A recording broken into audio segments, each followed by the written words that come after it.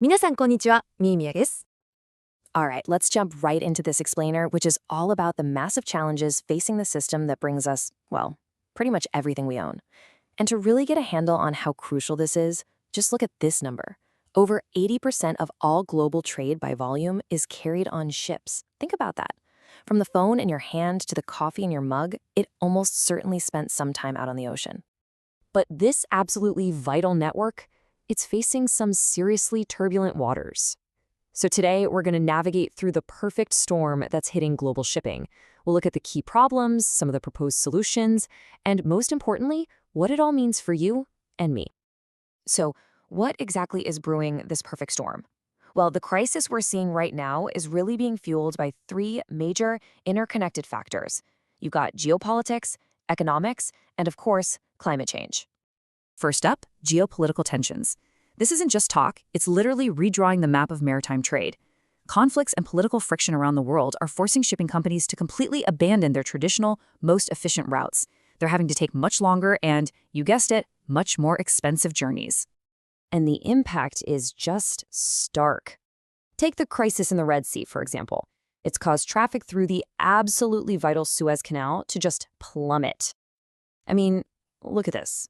Traffic in early 2025 was down a staggering 70% from the 2023 average. That forces ships into these massive, costly detours around entire continents.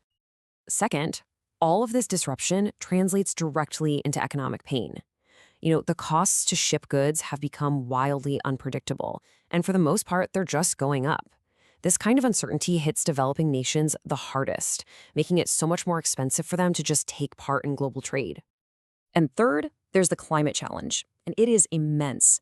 As the shipping industry's greenhouse gas emissions just keep rising, there's enormous pressure to decarbonize. But here's the reality check. As of 2025, a tiny 8% of the entire global fleet is even equipped to use cleaner alternative fuels. That leaves 92% that aren't. That's a massive, massive gap we need to close. So with these incredibly stormy seas, how in the world do we chart a new course? Well, the UN's Trade and Development Body, also known as UNCTAD, has outlined a pretty clear strategy for a more resilient and sustainable future for shipping. Okay, so their plan really zeroes in on 5 critical areas. They're talking about creating more predictable trade policies, investing in green tech for both ports and ships, making things more efficient through digitalization, seriously speeding up the modernization of the world's fleet, and, this is key, protecting the most vulnerable economies from these huge cost shocks. Now, what's really powerful about this whole approach is the emphasis on fairness. The UNCTAD Secretary General really stresses that these massive changes have to be just transitions. And what does that mean?